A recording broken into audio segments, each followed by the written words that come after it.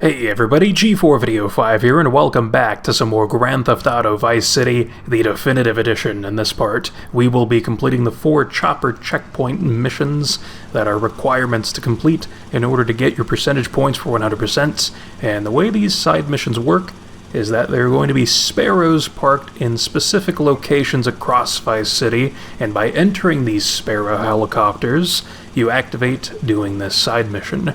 And these side missions just revolve around you collecting checkpoints that will appear around the nearby area to where you began the side mission. And there's no time limit for these, so that's pretty nice, because you could just take your time, although there still is a timer, just in case you're interested in that time trial aspect of doing these missions. But there's no extra reward for beating your previous time or anything like that, so you just end up getting $100 for each of these particular side missions, which is incredibly lackluster, actually. I kind of wish that they worked like how some of the off-road vehicle missions work, in that you would get more money for beating your previous time. So at least there's that sense of replayability if people are interested in that. But in this case, no, it's just a one-and-done type of thing, as there's really no benefit of doing this mission again once you complete it the first time, because you'll already have gotten your percentage points, which is really all that matters here. So with that being said,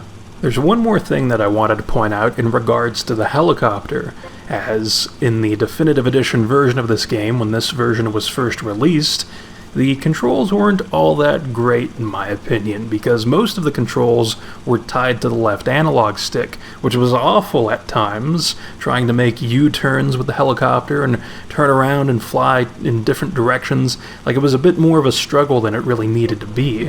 And so there must have been a recent update that made it to where, at least on the Xbox, you can use the RT and LT buttons, or R2 and L2 if you're playing on the PlayStation, to rotate the helicopter clockwise or counterclockwise. And this is fantastic because it's more faithful to the original controls, in which you were able to easily do that. Now, the original controls were not perfect by any stretch of the imagination, but they were much better than what the Definitive Edition version had when it was initially released. But with this recent update, or maybe I'm just slow in the head and I didn't realize that you could do this, but I'm pretty sure it was a recent update, the controls are much better, and it's much more enjoyable to fly this helicopter. So I'm pretty excited about that, because I was initially dreading doing these side missions because of how terrible I thought the original controls were for this version of the game. So that's quite fantastic stuff, and that's pretty much all I have to say here.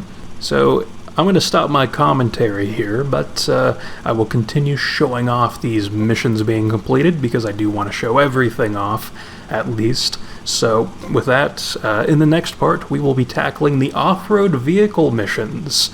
So until then, I will see you next time.